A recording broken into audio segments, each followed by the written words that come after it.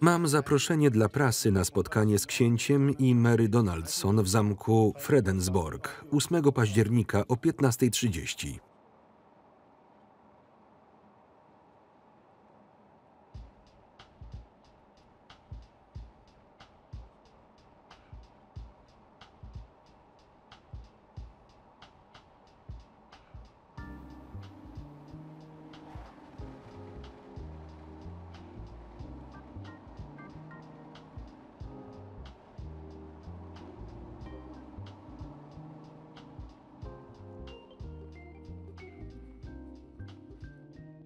Komunikat prasowy.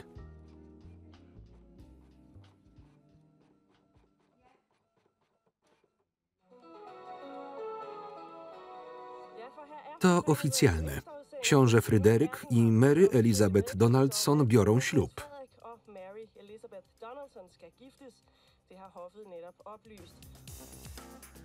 Mary jest moja. Ukrywając się w Rzymie.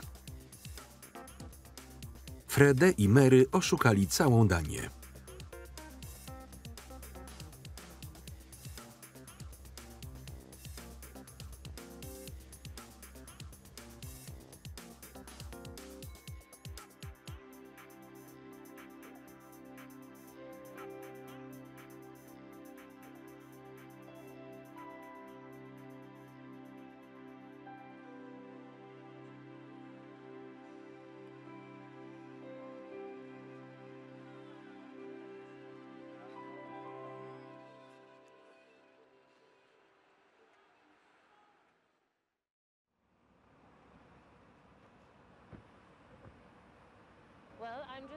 Właśnie wybieram się do Australii. Jestem bardzo podekscytowana. Ostatnio byłam tam prawie rok temu. Nie mogę się doczekać, kiedy zobaczę moją rodzinę i przyjaciół, Tasmanię, Sydney, Melbourne i wszystko, co związane z Australią. Przed nami długi lot, który trwa prawie 24 godziny. Cała podróż potrwa około 28 godzin.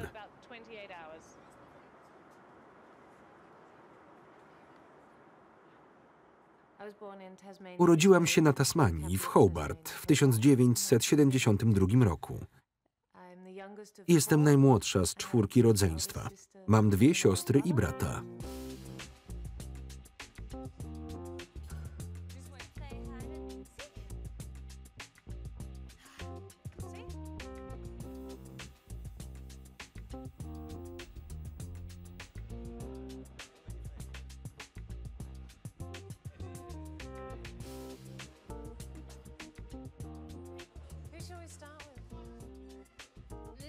To moja najstarsza siostra Jane.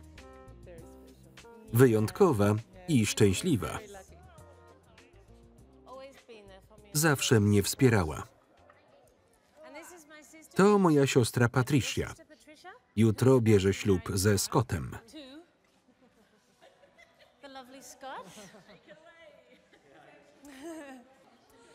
A to mój brat John. Troszczył się o mnie w dzieciństwie. Włączał mnie we wszystko, co robił. A to jego wspaniała żona Lian.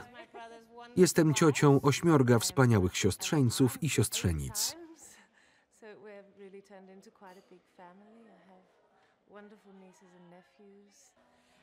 To mój ojciec.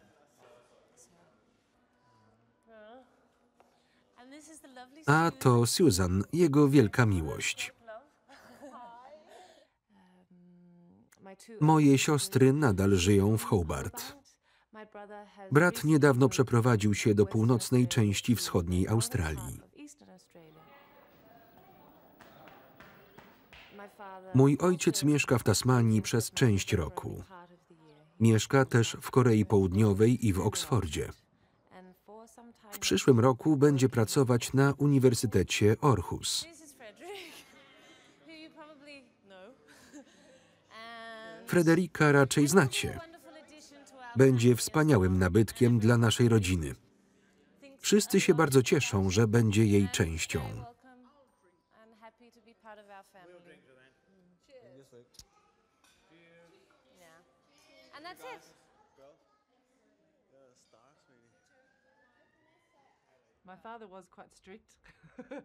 Mój ojciec był surowy, szczególnie dla mnie.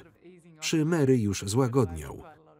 Wiele rzeczy uchodziło jej na sucho. Jako czwartej z kolei wiele uchodziło mi na sucho. Moje siostry to potwierdzą.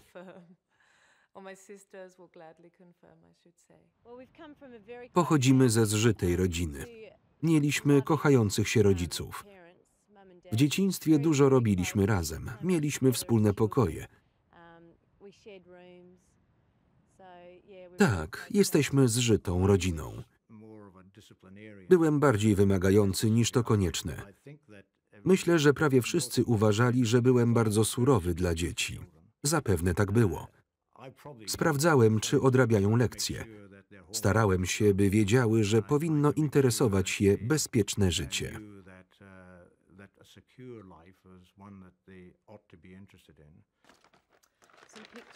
To kopie zdjęć ze ślubu moich rodziców.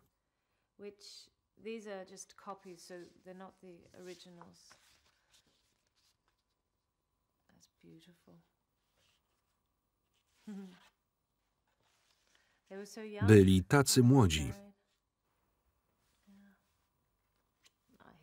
A to zdjęcie nas wszystkich z mamą. Moja żona na emeryturze była osobistą asystentką wicekanclerza uniwersytetu. Pracowała na wielu wydziałach tego uniwersytetu. Była dobrze znana. Możliwe, że pomogła w utworzeniu niektórych nowych wydziałów jako osobista asystentka czy sekretarka. A kiedy przeszła na emeryturę, osiągnęła być może najwyższe stanowisko, jakie mogła jako osobista asystentka wicekanclerza. Niestety, tuż po przejściu na emeryturę miała operację serca, która poszła gorzej niż liczyliśmy.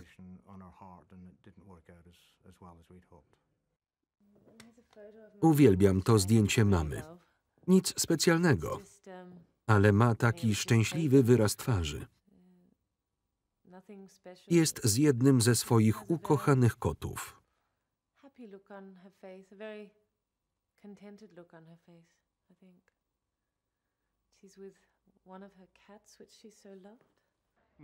Mama zabierała nas na stary basen olimpijski, taki głęboki, do nurkowania. Woda była bardzo niebieska. Pływała stylem klasycznym, a ja i Mary wisieliśmy jej na ramionach. To było wspaniałe uczucie. Jako bardzo małe dzieci w tej głębokiej wodzie czuliśmy się tak bezpiecznie na plecach mamy. To było fantastyczne.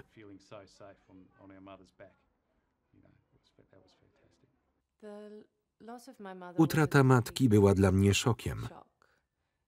Na śmierć nie da się przygotować. Niezależnie, czy ktoś umiera w wypadku, czy po długiej chorobie, to zmienia perspektywę. Na początku nie możesz znaleźć żadnego sensu ani sprawiedliwości w tym, co się wydarzyło.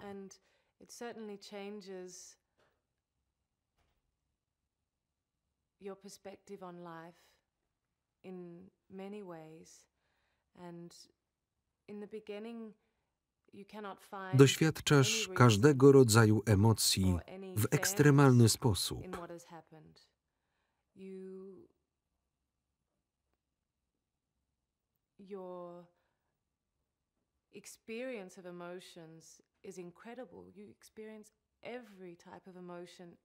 Od gniewu po poczucie winy.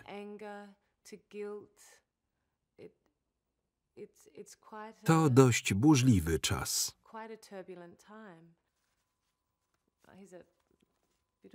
To zdjęcie mojej mamy. Szła na wesele mojej cioci.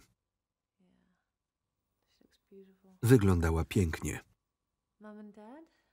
Mama i tata. Pamiętam, jak zainteresowałam się końmi. Moja mama się ich bała. Ale walczyła z tym, bo wiedziała, jak ja je kocham.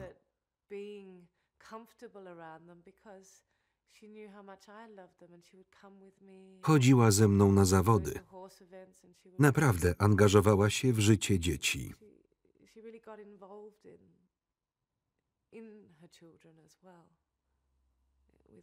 w to, co robiły. Wiem, że wszyscy tak powiedzą o swoich matkach, ale nie sądzę, by można było prosić o lepszą matkę.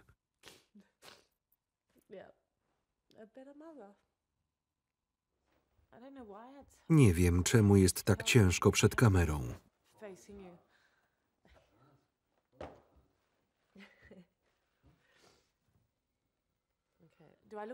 Widać, że płakałam?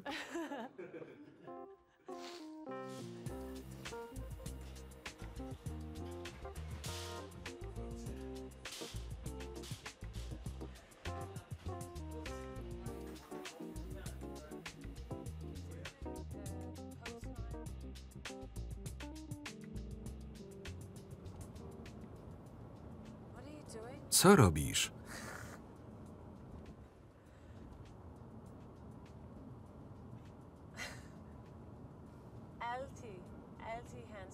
Zawsze bawi się skrzynią biegów. To trochę irytujące. Nie, nie jest.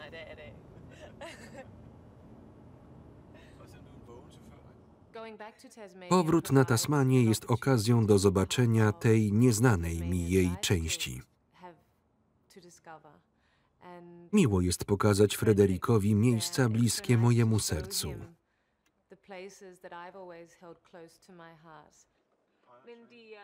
Wczoraj nie było lotów, był za duży wiatr. Dziś mamy szczęście. Odbyliśmy lot z moim wujkiem nad wschodnim wybrzeżem. To był wspaniały dzień.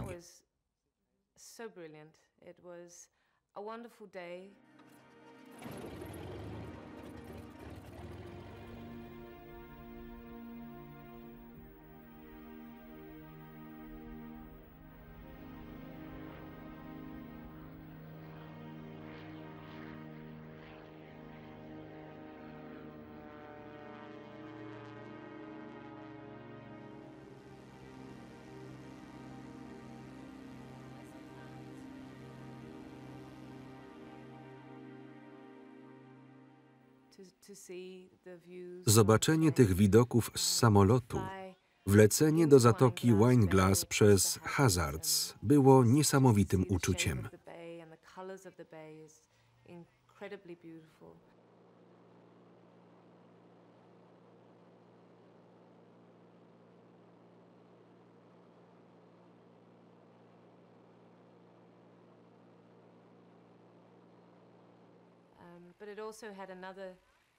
Było to też wyjątkowe, ponieważ nad zatoką Wineglass zostały rozsypane prochy mojej babci.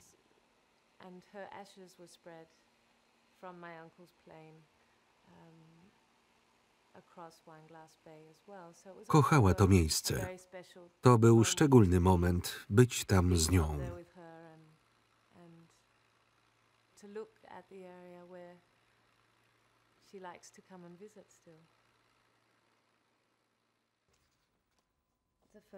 To moje zdjęcie z babcią. To ostatni raz, jak się widziałyśmy. Moja babcia też nazywała się Mary Elizabeth Donaldson. Byłam więc jej imienniczką. Bardzo podziwiałam, że w starszym wieku pozostała tak niezależną osobą. Nigdy niczego nie pragnęła. Prowadziła skromne życie. Dopóki nie zachorowała, uczęszczała do szkół dla dorosłych. Brała udział w szkockich tańcach. Nawet jeśli nie tańczyła, to oglądała. Jeździła konno, zawsze coś robiła i bardzo ją za to podziwiam.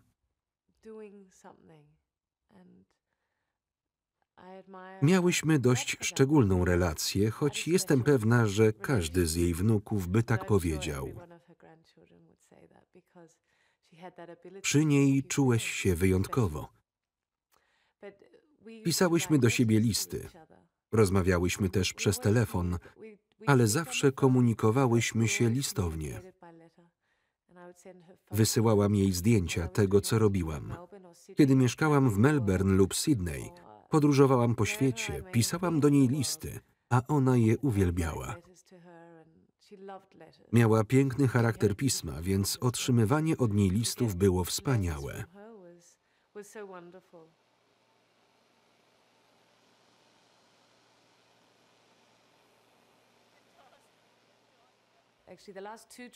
Podczas 2 ostatnich podróży na Tasmanię wybraliśmy się na wschodnie wybrzeże do Zatoki Kola. Spacerowaliśmy po zatoce Wineglass. Piękno tego miejsca za każdym razem chwyta za serce. Na Tasmanii jest jeszcze tak wiele do zobaczenia i jestem pewna, że będziemy tu wracać. I za każdym razem będzie to wspaniałe przeżycie.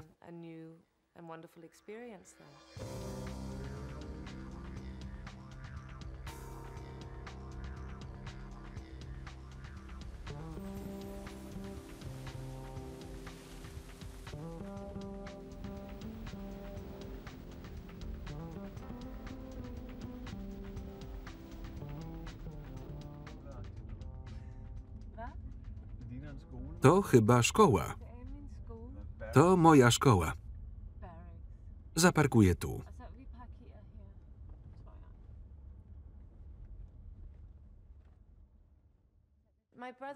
Mój brat był tylko 1,5 roku starszy ode mnie, więc byliśmy razem w szkole Sandy Bay Infants, a potem przenieśliśmy się w tym samym czasie do Waima Heights.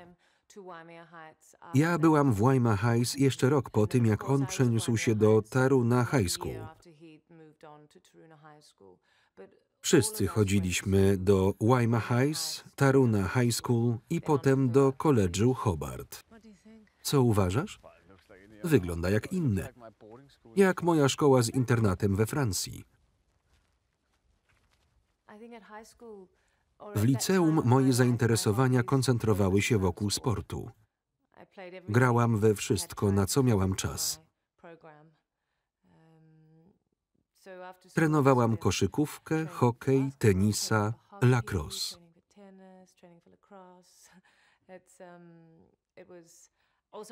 To był wspaniały okres w moim życiu, ponieważ uwielbiam rywalizację i sport.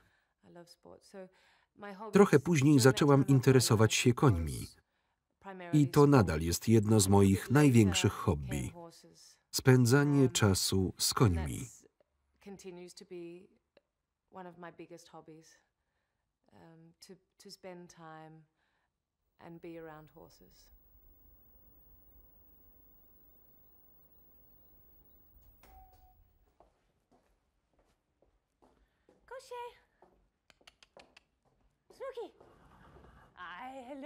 Cześć. Jesteś taki piękny.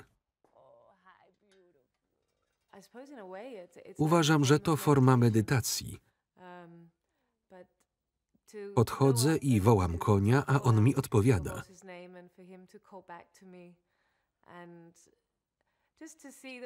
Widać, jak patrzy wyczekująco, nawet jeśli szuka tylko marchewki lub kawałka cukru. Wita cię po swojemu.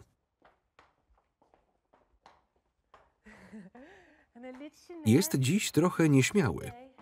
To przez to, że jest tak dużo ludzi. Trudno to ubrać w słowa. Relacja z koniem jest wyjątkowa. Myślę, że ludzie z taką relacją mnie zrozumieją. Kiedy przychodzę do konia, myślę tylko o tym.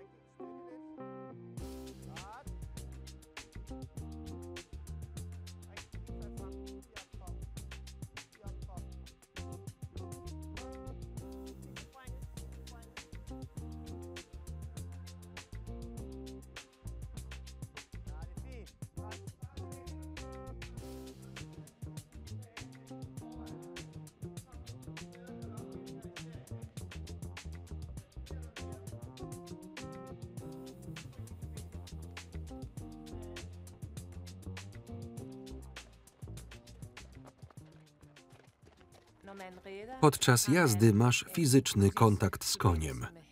Chcesz być z nim jednością. Jestem szczęśliwa, gdy wykonujemy wysokie skoki i czuję, jak koń się pięknie porusza. Albo gdy jedziemy przez las i cieszymy się widokami. Na koniu czujesz się częścią natury.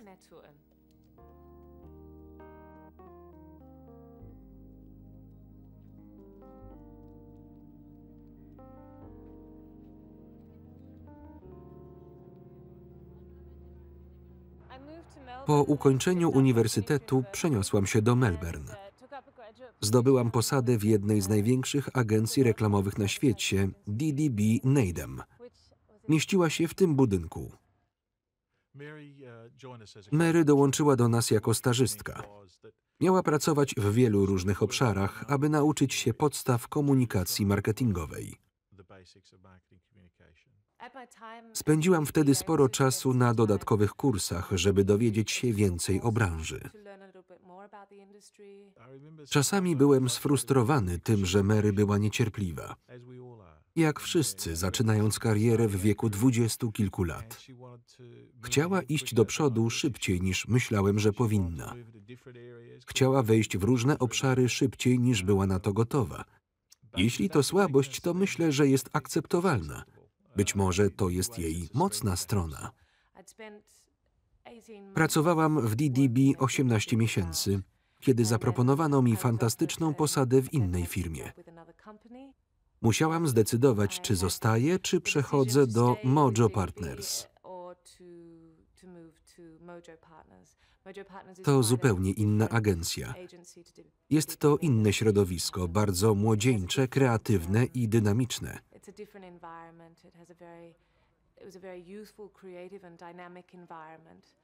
Zaczęłam pracować po tej stronie miasta, a nieco później w ścisłym centrum. Tu jest obszar zwany Albert Park. Mieszkałam w tej okolicy i często tu bywałam. To świetne miejsce na spacery i bieganie. Po mojej lewej stronie znajduje się pole golfowe Albert Park Golf Course, gdzie zaczęłam grać w golfa. Melbourne to fantastyczne miasto, które samo w sobie jest bardzo piękne. Sydney i Melbourne bardzo się od siebie różnią, ale piękno Melbourne, jak widać, jest również niesamowite. Wyobrażałam sobie, że pewnego dnia zostanę dyrektorem zarządzającym międzynarodowej firmy. Po niecałych 2 latach pracy straciłam matkę. To wiele zmieniło.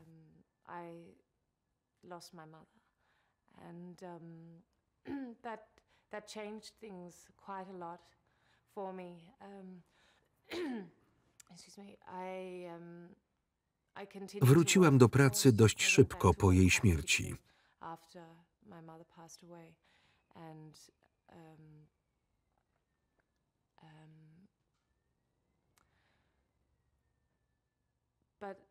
Ale trochę się zmieniło w mojej głowie. Poczułam, że teraz jest najważniejszy czas i nie powinnam już odkładać marzeń na później.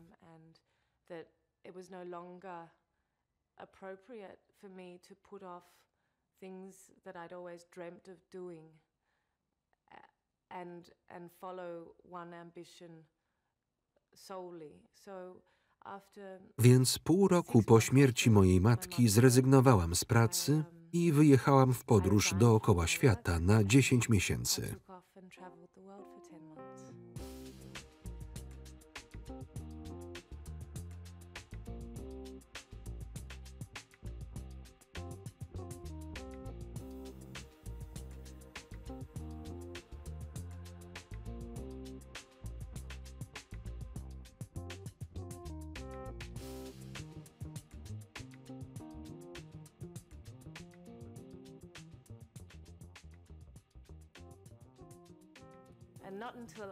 Dopiero w samolocie pomyślałam, co ja zrobiłam, dokąd zmierzam. Porzuciłam poczucie stabilności tylko po to, by się trochę powłóczyć. taken myself out of any sense of stability just to wander a bit. Kiedy dotarła do Edynburga, skąd pochodzi moja rodzina, skontaktowała się z wieloma krewnymi i świetnie się z nimi bawiła w tym czasie. Dostała tam pracę w branży, w której pracowała w Melbourne. W rzeczywistości były to więc wakacje pracujące, a nie tylko wakacje. Kiedy osiedliłam się w Szkocji, miałam pracę. Robiłam normalne, codzienne czynności. Nagle zdałam sobie sprawę, że nie mogę być tak daleko od rodziny. To było za wcześnie dla mnie, by być tak daleko.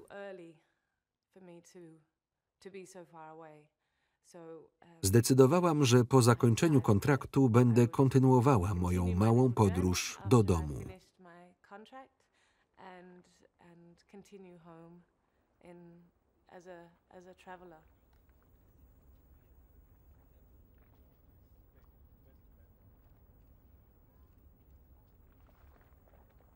When I came back from my travels, I was offered a fantastic job in Sydney.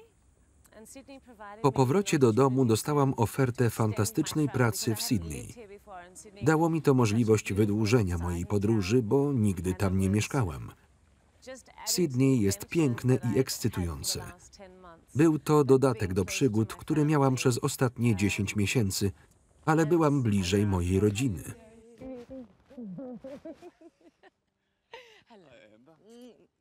Lovely to see you. Yeah, I know, just in the same park. It's really bizarre, yeah. Na początku lat 90. pracowałyśmy razem w firmie marketingowej w Melbourne. Przeprowadziłyśmy się do Sydney w tym samym czasie i chyba właśnie wtedy stałyśmy się sobie bardzo bliskie. Sydney to trudne miejsce do życia, mimo że jest piękne. W pewnym sensie opiekowałyśmy się sobą nawzajem i razem przeszłyśmy przez te same doświadczenia. Miło jest mieć siebie nawzajem.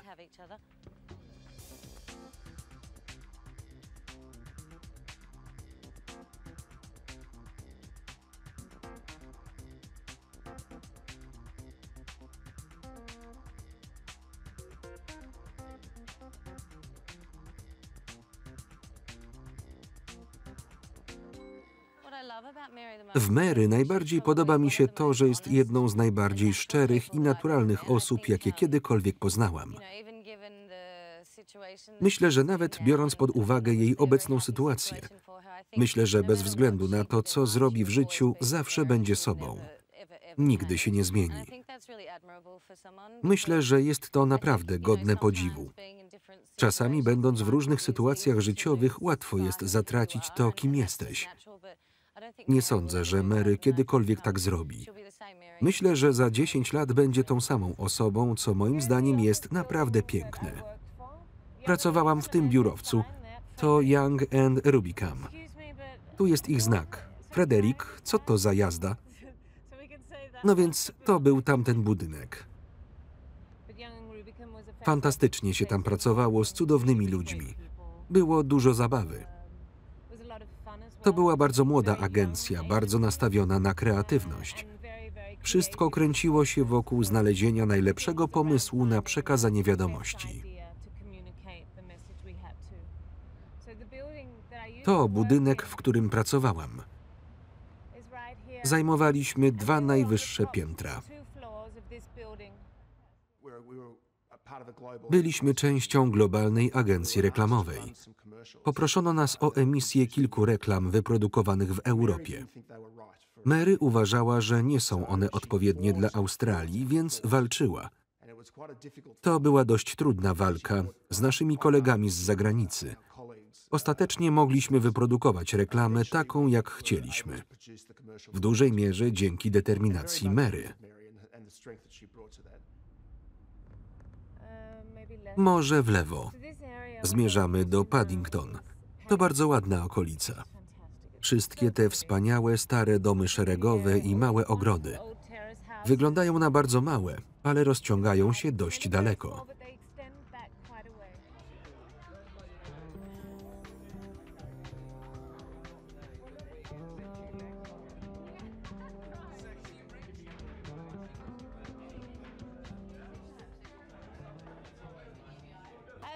Jestem u przyjaciół, którzy mieszkają razem w domu w Paddington. To fantastyczny dom. Widzę po raz pierwszy i jestem pod wrażeniem. Jesteśmy tu z grupą moich przyjaciół z Sydney. Miło spędzamy razem czas.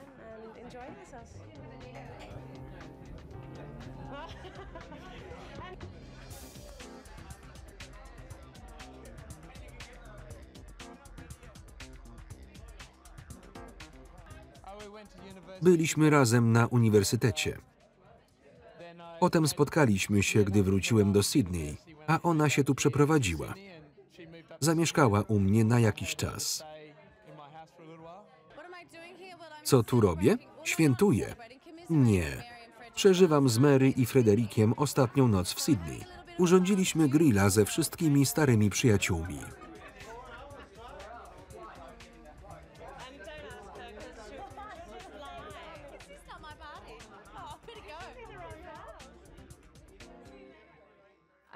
Poznałam Frederika podczas olimpiady w Sydney.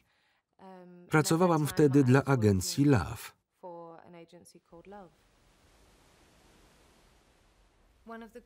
Jedna z najwspanialszych rzeczy w Sydney to dla mnie plaże. Teraz to jedna z naszych ulubionych rzeczy.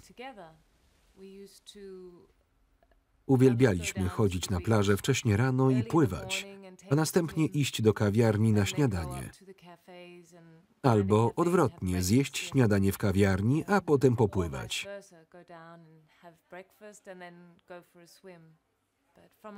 Ze wszystkich kawiarni tutaj widać wodę i słychać szum fal. To takie idylliczne miejsce, żeby usiąść, porozmawiać i zacząć dzień.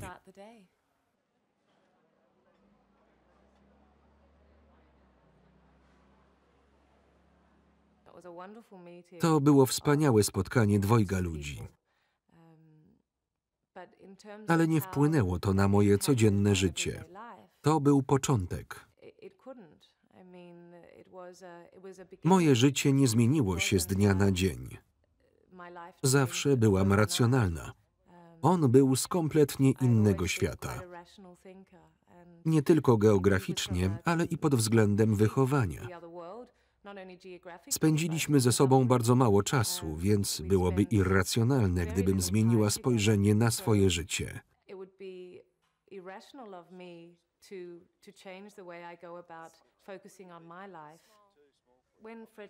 Kiedy Frederick wrócił do Danii, nie wiedziałam, czy go jeszcze zobaczę. Spędziliśmy ze sobą mało czasu. On mieszkał na drugim końcu świata. Nie było więc pewności, że znów się spotkamy.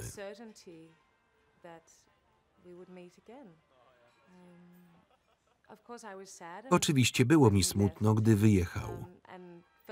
Żałowałam, że nie był Australijczykiem. Wzbudził moje zainteresowanie, więc było mi trochę smutno, że nie był stąd.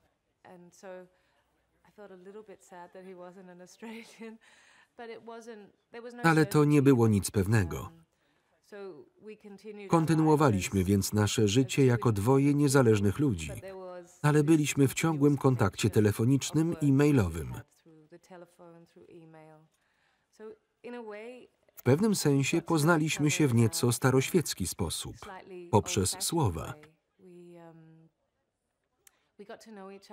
Zbudowaliśmy naprawdę silną więź i zrozumienie.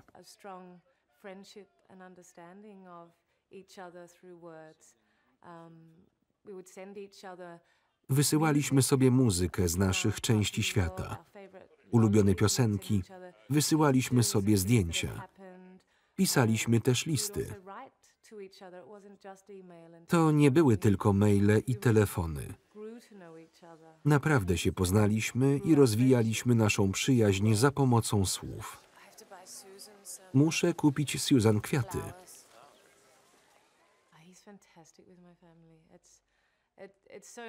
Cudownie jest patrzeć, jak Frederick dogaduje się z moją rodziną. Uważają go za naprawdę wspaniałą osobę.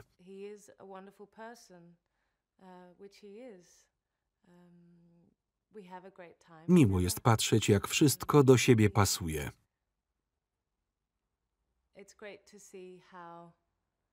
it all fits together. Frederick okazał się być jak inni przyszli zięciowie. Jest tak zrelaksowany. Staje się częścią rodziny, gdy jest z nami. Pewnego ranka sam ugotował sobie śniadanie, a wczoraj rano przygotował śniadanie dla Susan. Bardzo się cieszymy, że mamy kogoś, kto nam pomaga.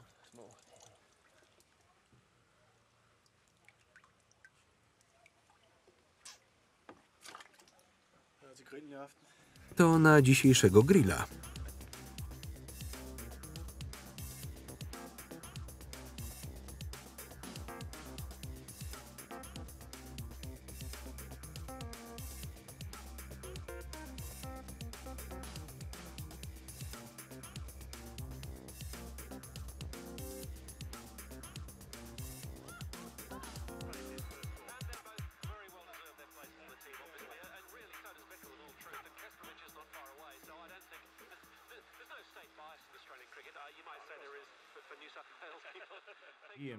On i Mary biegają z moimi wnukami i są wtedy bardzo szczęśliwi.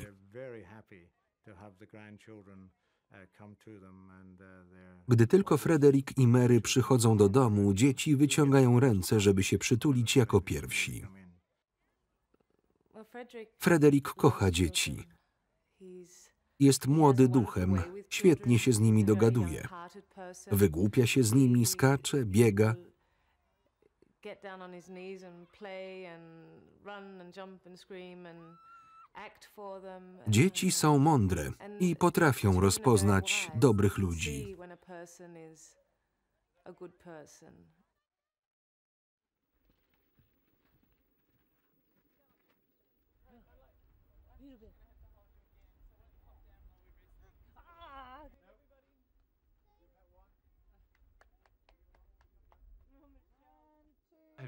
Odkąd poznałem Fredericka i zobaczyłem go z Mary, mogę powiedzieć, że są w sobie zakochani. I to jest fantastyczne. Cieszy mnie, że moja młodsza siostra znalazła kogoś tak wspaniałego. Fakt, że jest księciem koronnym Danii, jest po prostu niesamowity.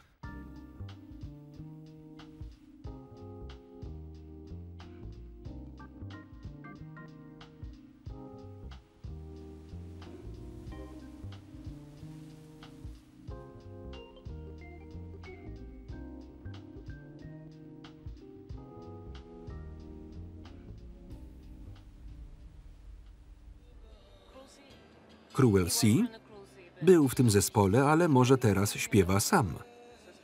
To Tex Robbins? Tex Perkins, wielki Tex.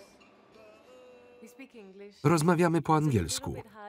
Trudno jest przestawić się z angielskiego, bo tak się poznaliśmy. Rozmawiamy trochę po duńsku, kiedy muszę ćwiczyć. W kwestiach szczegółowych mówimy po duńsku, ale głównie mówimy po angielsku. I kiedy rozmawiam z kimś z Danii, to mówię po duńsku.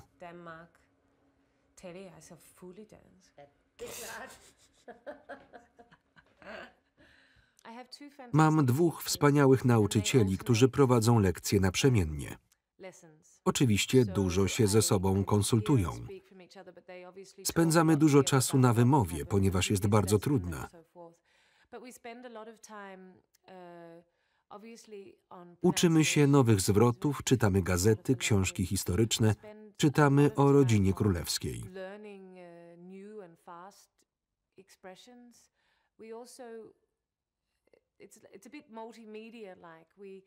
Oglądamy rzeczy, które są ważne w historii Danii.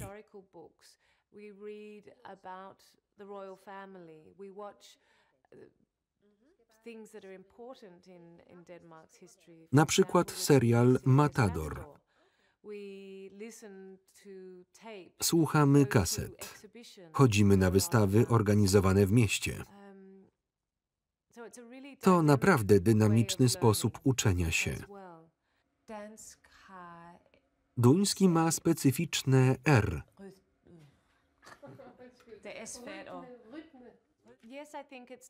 Myślę, że zajęło mi to trochę czasu, ale nie mam się do czego odnieść. Duński jest dla mnie pierwszym językiem, którego się uczyłam. Pierwszym, którym się posługuję poza językiem ojczystym. Zawsze marzyłam, by mówić w innym języku.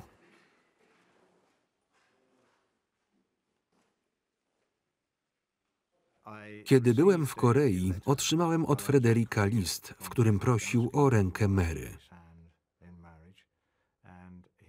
Później jeszcze dzwonił. Byłem zachwycony, że załatwia to w formalny sposób. Nie zamierzałem stawać na drodze ich szczęściu. W dzisiejszych czasach nie można tego robić. Ale odpowiedziałem na list. Spędziłem dużo czasu próbując zdobyć papier, ponieważ w Korei bardzo trudno było dostać odpowiedni. Zdobyłem kawałek pergaminu z buddyjskiego klasztoru, na którym napisałem, że go akceptuję i mam nadzieję, że będzie dobrym mężem dla mojej córki. Kiedy ogłoszono zaręczyny Mary i Frederika, było to bardzo ekscytujące, najbardziej dla dzieci. Mówiły, moja ciocia będzie księżniczką. To było dość zabawne. Kilka dni później jedna z bliskich przyjaciółek rodziny powiedziała do mnie, wiesz, że twoja mama nazywała Mary księżniczką, kiedy była małą dziewczynką?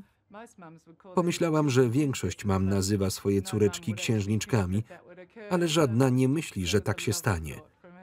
To była taka urocza refleksja. Byłam podekscytowana. Nie mamy tu rodziny królewskiej. Jest to tak odległe, że ciężko nam zrozumieć wagę tego.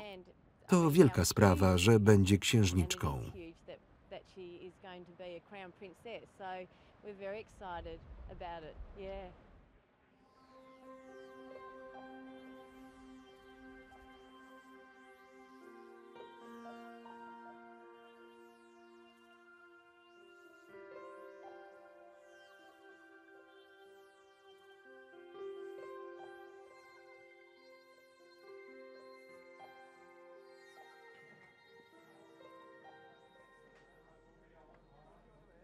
Tuż przed wejściem na spotkanie prasowe, to był naprawdę wielki krok poza strefę komfortu.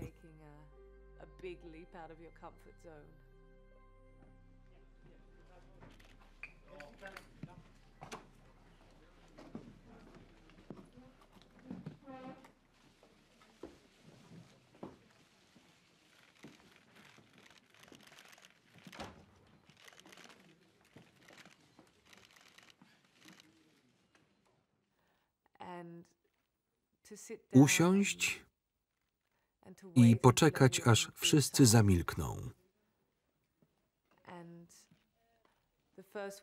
Moje pierwsze słowa wydały mi się obce.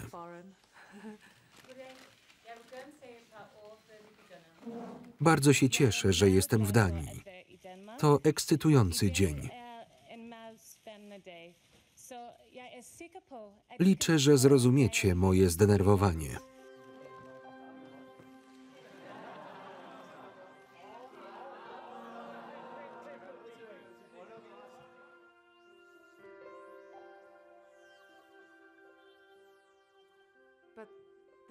Ale scena balkonowa to coś zupełnie innego.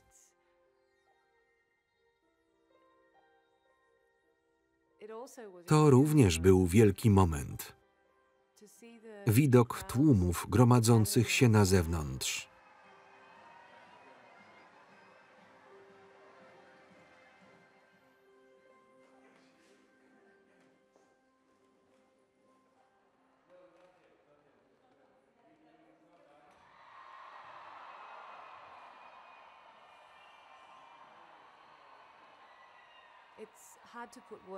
Ciężko opisać, jak się czułam, wychodząc na balkon.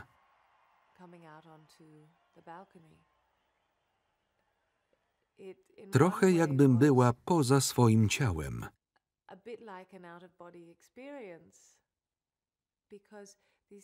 Ci ludzie byli tam, żeby nam gratulować.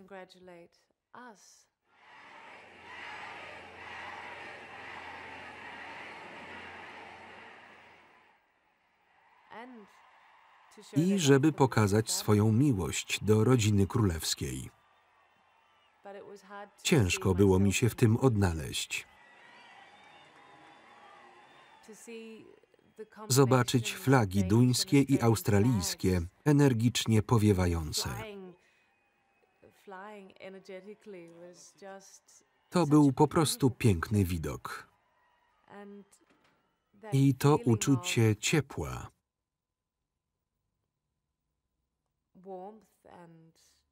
akceptacji i radości, że ludzie czuli to, co my.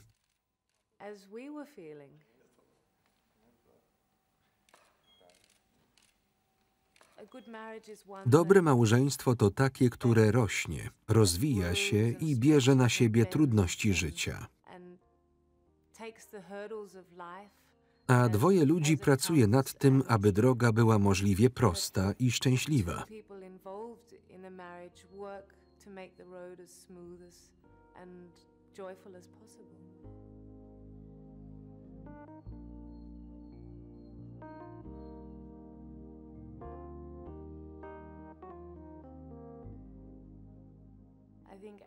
Myślę, że szczęśliwe życie ma cel.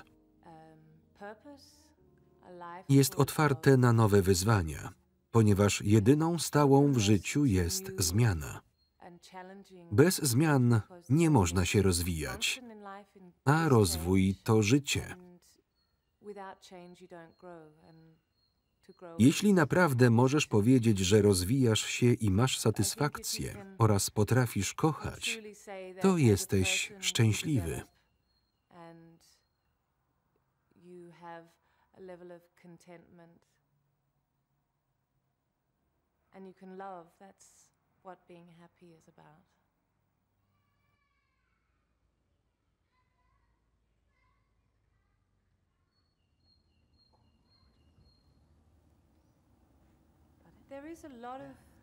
Muszę się teraz nauczyć wielu rzeczy. Pojawia się wiele presji, której wcześniej nie doświadczyłam. Przewodniczący parlamentu opowie o tych sprawach z ich punktu widzenia. Będziesz wiedzieć, jak rząd i parlament to postrzegają.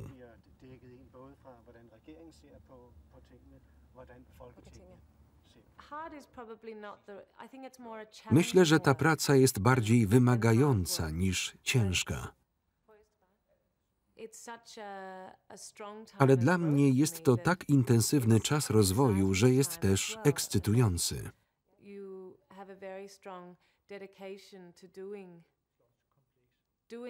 Trzeba być zaangażowanym, aby przygotować się jak najlepiej.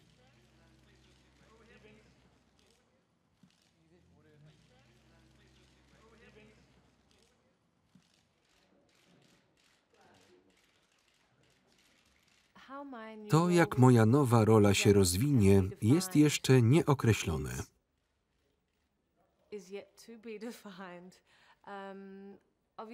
Oczywiście elementy historyczne, obecne czasy, role pełnione przez członków rodziny królewskiej, moje zainteresowania i pasje to elementy, które ją zdefiniują.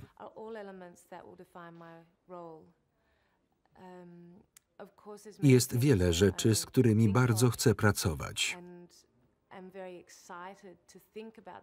Są też rzeczy, którymi pasjonowałam się całe życie, a teraz dzięki tej roli mogę coś zmienić w tych obszarach.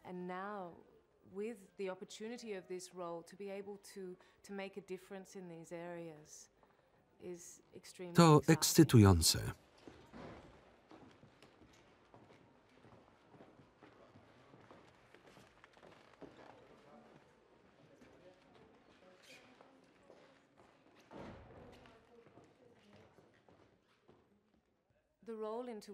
Rola, w którą wchodzę, wymaga dużego zaangażowania, poświęcenia i ciężkiej pracy.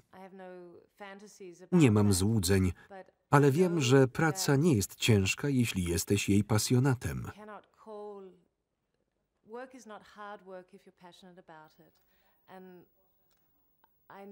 Czuję podekscytowanie, gdy myślę o możliwościach, jakie mam, aby godnie reprezentować Danię.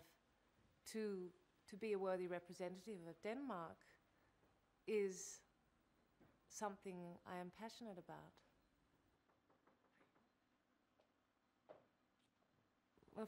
Frederick ma doświadczenie i wiedzę, które są dla mnie bardzo ważne. Może udzielić mi wsparcia i rad, które pomogą mi w nowej roli.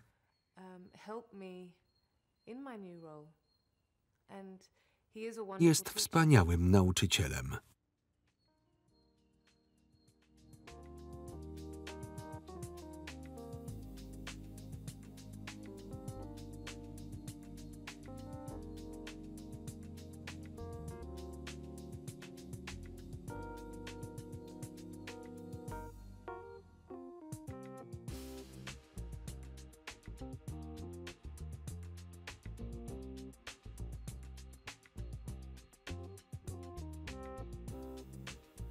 Tekst polski Katarzyna Gajewska. Czytał Maciej Więckowski.